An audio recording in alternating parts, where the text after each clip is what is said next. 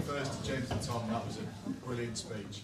And I just honestly want to say I couldn't wish for two better blokes as brother-in-laws, so thank you for that. I'm sure everyone agrees that you've done a fantastic job today in your role, and none more so than me for you picking the kids up early this morning so I can get ready. So I hope everyone's glasses are charged. On behalf of my wife and I, hey! Thank God you cheered then, because otherwise I would have to read pause for cheers. So on behalf of my wife and I, thanks to all of you for being here to share our special day.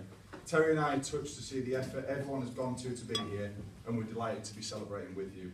Special thanks to those that have travelled from far and wide. Auntie and Victor, I think you win this one with Queensland, Australia.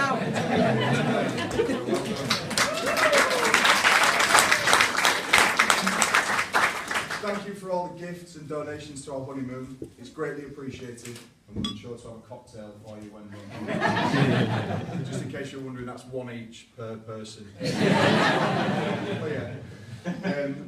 There are of course many others we would love to be here today that aren't. My cousins, James, who's in Australia, he's just had his second child, Samuel, and David in America, who has commitments with his football coaching. Pat and Jeff as well, who also can't make it today, are just a couple that are in our minds. And those family and friends that are no longer with us, my grandparents, who Terry sadly never got to meet, and Terry's grandparents I would have loved to have known. Auntie Betty, Uncle Bob, there are many more, and you have noticed we have some photos up outside today to make them a part of our day. Of course, when we talk about absent friends and family, there's one person at the front of our minds, and that is, of course, Terry's dad, John. Today is a celebration of our marriage, which is exactly what John would want it to be, but I can't let the moment pass without just saying a few words. I can remember the first time I met John, which was at John and Lorna's house for James's leaving do when he went travelling. I'm sure he would have said something along the lines of, "Hello, nice to meet you." But the first thing I can remember him saying to me, this young man who turned up at his house with intentions on his daughter, was, "I bet you're a bloody Man U fan." John, being a massive Liverpool supporter, clearly a yes to this would have been a disaster. Happily for me, and in fact John, I was able to answer no, Hull City. However, I think a few years later, he was cursing this answer, as when Liverpool played Hull City and I managed to get him a ticket. Fortunately, he was in the home end of the stadium, and John had to be surrounded by delirious Hull City fans as we won 3-1. I think at that moment in time he was wishing I was a bloody Man. But John always made me feel welcome in his home, but I was nothing special in that regard. I, like anyone, couldn't get off the doormat without being offered a beer. But one memory stands out above all others, and today is the culmination of that. The day I asked John and Lorna for Terry's hand in marriage. I'm honoured that he gave me that blessing, proud that he's a granddad to my kids, and privileged to call John my father-in-law. So the first toast I would like to propose is to John. To John. And a second toast to absent friends and family.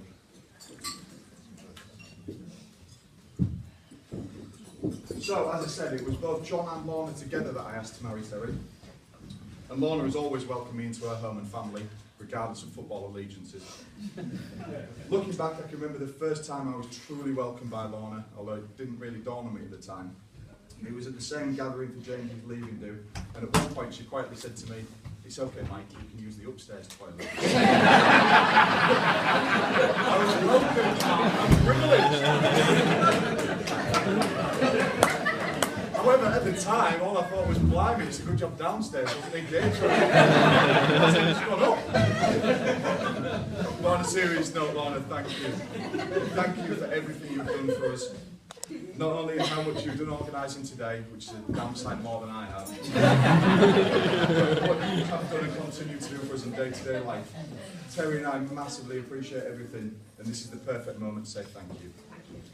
Normally this is a moment where we would give flowers to the mother of the...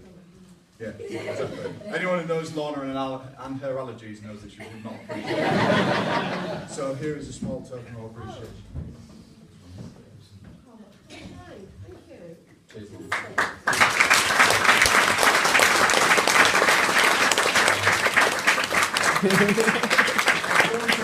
And in particular my mum and dad, without whom I would not be here today. Not least for the contribution to the bill. I had a fantastic upbringing with everything I could have ever asked for in a loving and supporting environment. Of course, as a kid, you take it all for granted. But looking back, I realised how lucky I was to have such a supportive, positive atmosphere which guided me and allowed me the freedom to make my own decisions. And of course, mistakes. There's a few things now I think, why didn't I bloody listen? Of course, I'd never admit to that.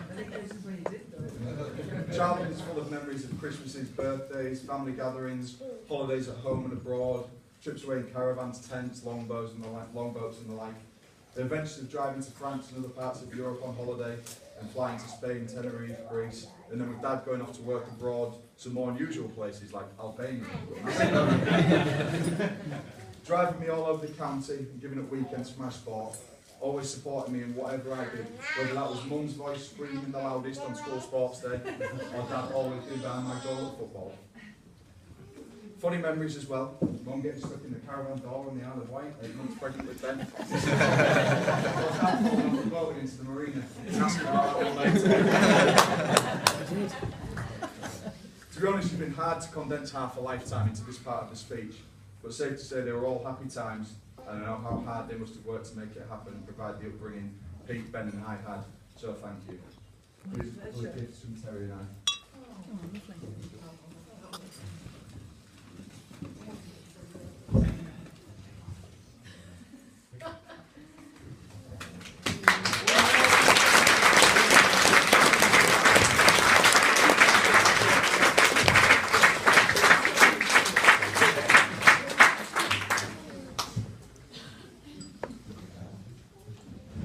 Speaking of Pete and Ben brings me to today's ushers.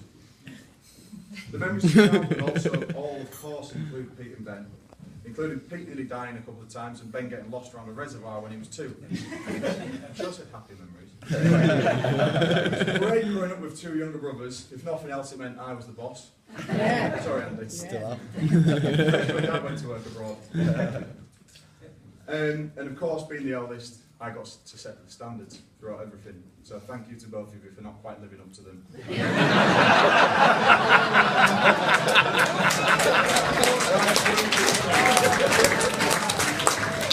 Thanks for being our ushers today and for doing a great job of it. As far as I know, no one's wandering around in the fields outside or has wet themselves because they don't know where the toilets are. So you must have done something right. I've got a little something for you each down here as well, but I'll see you in a minute. Yeah. On that note, I'd like to propose another toast to family. Family. Now today is unusual for a wedding, in that rather than being the beginning of a new family, it feels like this is actually completing ours. It's almost 10 years since Terry and I met, as you mentioned, and in that time we've had 2 fabulous children, made memories and built a life together. And now being able to call Terry my wife really completes that. But of course it is another beginning. We will continue to make memories that last a lifetime, and none more so than today, as we begin our new journey through the years ahead. But let's enjoy the present before we look to the future. Terry, you are gorgeous every day, but today you look absolutely It's a sentimental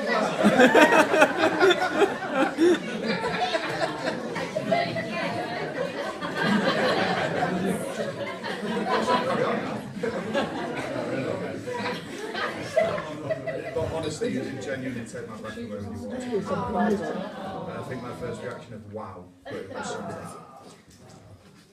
I feel so lucky to have met someone beautiful, kind and fun to spend my life with. Now I'm no big believer in fate, but the closest example I have of it in my life is certainly our first meeting, which, as you mentioned, was in the most romantic setting in June 2007. However, the circumstances that brought us together are what makes me think it was always meant to be. At the time I was working in the pea factory, and Terry was teaching. As James and Tom mentioned, that was the year that Hull was flooded quite badly, and as a result many schools were closed, including Terry's and Zoe's, who was living with Terry at the time. And of course it won't surprise many people who know the 2 of them that they took this as a great excuse for an impromptu night out on a Tuesday. Also at that time I was lucky enough that it was that week was my shift off on Monday to Wednesday, so Tuesday was naturally my Saturday night. So I was out as well. It was also a friend's birthday, Anthony, who's working in India and can't be here today. So at that age, I took the opportunity to head out for a big Tuesday night one time. So we were both out on that Tuesday night under quite rare circumstances, and both happened to be in the same bar, which isn't quite so rare because there's not too much to do in Hull on a Tuesday night. However, the rest, as they say, is history, and I'll always be grateful for the events that lined up to bring us together that night. However, if fate calls in its debt, we certainly paid it back with interest within a year of meeting. At the time, I'd already arranged to go travelling for a year and was due to leave in 7 months. That's fine, we said at the time, no big deal, we'll just split up when the time comes. It sounds pretty brutal given the experience. But in those 7 months we built a bond that will last a lifetime. And while spending a year abroad travelling was not only the most exciting thing I'd done at the time and an ambition achieved, leaving thinking I would never see Terry again is the hardest thing I've ever had to do in my life.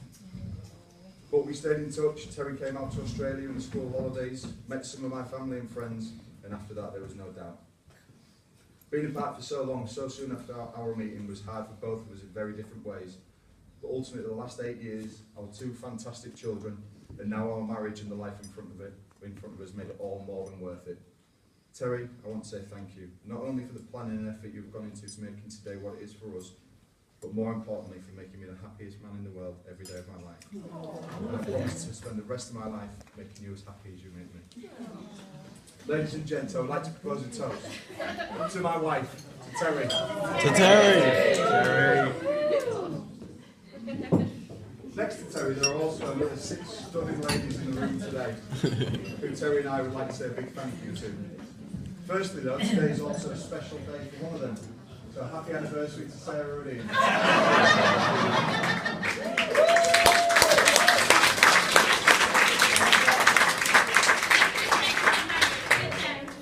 Along with Sarah, Lindsay, Nicola, Sam, Michelle, Kate, thank you for your support leading up to today and the help you've given. Thank you for being there, for doing a fantastic job, and most importantly, thank you for being great friends to Terry and me. I know Terry wants to thank you for organising a fantastic hen weekend, and thank you for everyone who's there.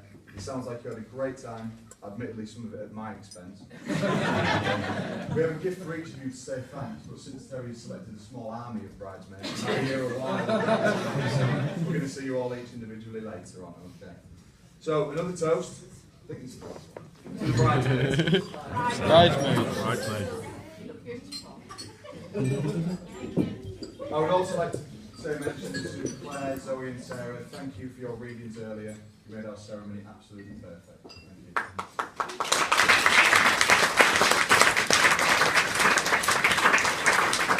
So at this point, I make absolutely no apology if I've gone on a little while.